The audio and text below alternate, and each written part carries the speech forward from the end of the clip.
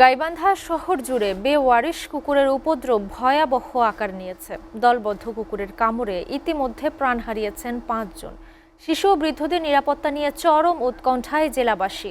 হাসপাতালগুলোতে বাড়ছে আক্রান্ত রোগীর সংখ্যা। পরিস্থিতি নিয়ন্ত্রণে টিকাদানের দাবি জানালেও পৌর কর্তৃপক্ষের কার্যক্রমে সন্তুষ্ট নন স্থানীয়রা। গাইবান্ধা থেকে কায়সার প্লাবনের পাঠানো তথ্য ছবিতে ডেস্ক প্রতিবেদন। গাইবান্ধা শহরের অলিগলি এখন যেন কুকুরের দখলে। পুরাতন বাজার থেকে হাসপাতাল সড়ক, সবখানি দলবদ্ধ কুকুরের বিচরণ। তবে এই বিচরণ এখন আর কেবল দৃশ্যমান নয়, হয়ে উঠেছে প্রাণঘাতী। কুকুরের আক্রমণে ইতিমধ্যে জেলায় 5 জনের মৃত্যু হয়েছে। এমন পরিস্থিতিতে আতঙ্কে দিন কাটছে সাধারণ মানুষের।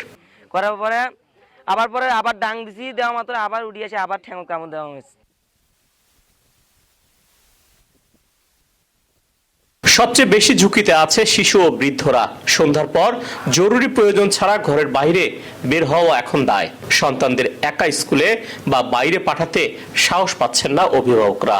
পথচারীদের অভিযোগ, কোনো উস্কানি ছাড়াই হঠাৎ তেড়ে এসে কামড় দিচ্ছে এইসব বেওয়ারিশ কুকুর।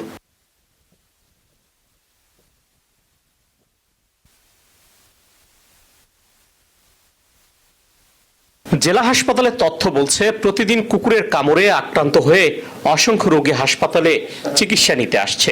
তবে সময় মতো টিকা না নেওয়া এবং অসচেতনতার কারণে বাড়ছে স্বাস্থ্য ঝুঁকি। বরঞ্চ এই যে জায়গায় উন্ড হচ্ছে সেই জায়গাটা রোদে এবং শুষ্ক জায়গায় রাখবে। আলো বাতাসে রাখলে রোদে এই জীবাণুটা, ভাইরাসটা মারা যায়। আর পৌর কর্তৃপক্ষ বলছে, কুকুর নিয়ন্ত্রণে কাজ শুরু করেছে। জলাতঙ্ক রোধে টিকাদান ও জনসচেতনতা বৃদ্ধির উপর জোর দিচ্ছে প্রশাসন। ভ্যাকসিনের আওতায় নিয়ে আসবে এবং যে বেওয়ারিশ যে কুকুরগুলো আছে সেগুলোকে আমরা ভ্যাকসিনের আওতায় নিয়ে আসবো ইনশাআল্লাহ খুব দ্রুততার সময়। প্রাণহানির ঘটনায় জেলা জুড়ে বিরাজ করছে আতঙ্ক। কেবল আশ্বাস নয়, জীবন বাঁচাতে দ্রুত কার্যকর পদক্ষেপ চান জেলাবাসী। কায়সার প্লাবন, এসএটিভি, গাইবান্ধা।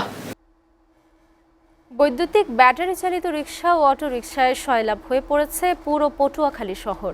নিবন্ধিত অনিবন্ধিত এসব যানবাহনের অধিকাংশ চালকের নেই প্রশিক্ষণ, বৈধ লাইসেন্স বা সড়ক আইন সম্পর্কে ধারণা।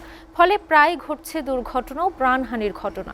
নিয়ন্ত্রণে পৌরসভার উদ্যোগ বারবার থেমে গেলেও নতুন নিয়মে জেলা শহরে বছরে 5,000 ও ইউনিয়নে 1,000 টাকা কর নির্ধারণের খবরে কিছুটা স্বস্তি ফিরেছে। সংশ্লিষ্টদের আশা, এতে অনিয়ন্ত্রিত অটোর সংখ্যা কমে শৃঙ্খলা ফিরবে। এ বিষয়ে আরো জানাতে সরাসরি যুক্ত হচ্ছেন সহকর্মী জহিরুল ইসলাম। জহিরুল, অটোরিকশায় কর আরোপের বিষয়টি কি জানেন চালকেরা? কি বলছেন সাধারণ মানুষ? বিস্তারিত জানাবেন।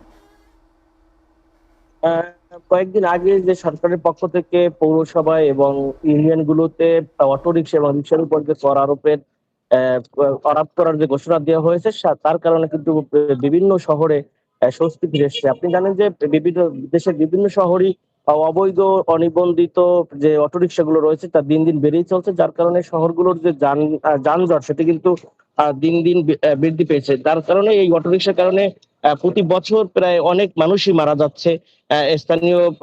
স্থানীয় দুর্ঘটনা ঘটছে, বারবার মানুষ দুর্ঘটনার শিকার হচ্ছে, অনেকে হাত পা হারাচ্ছে, কেউ কেউ প্রতিবন্ধী হয়ে যাচ্ছেন, পঙ্গুত্ব বরণ করছেন। এবং বিশেষ করে পটুয়াখালীতে যে অটোরিকশা গুলো দেখা যাচ্ছে, যারা চালক তারা কিন্তু সরাসরি কোনো পেশাদার চালক না, তারা অন্যান্য পেশা থেকে এখানে এসে মৌসুমী চালক হিসেবে কাজ করছেন।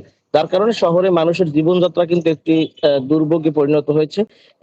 এইখানে যে অটোরিকশা গুলো সেগুলো চার্জ দিতে হয় এবং প্রায় দেখা যাচ্ছে যে একটি অটোরিকশায় 5 জন থেকে বসতে পারলেও অনেকেই একজন নিয়ে ঘোরাফেরা করছেন, যার কারণে বিদ্যুতের যে অপচয় সেটি কিন্তু দিন দিন সামনে আসছে এবং অটোরিকশার জন্য বিদ্যুতের চাহিদা দিন দিন বৃদ্ধি পাচ্ছে। সব থেকে গুরুত্বপূর্ণ হচ্ছে যে শহরের বিভিন্ন মোড় এবং পয়েন্টে এখন পর্যন্ত দীর্ঘ সকালে বিকালে যে যানজট লেগেই থাকে, যার কারণে মানুষের দুর্ভোগ সৃষ্টি হচ্ছে। পটুয়াখালী পৌরসভা থেকে বিভিন্ন সময় উদ্যোগ নেওয়া হয়েছে, কিন্তু সেই উদ্যোগ কিন্তু কার্যকর সুফল পাচ্ছে না। জহিরুল, আপনাকে ধন্যবাদ।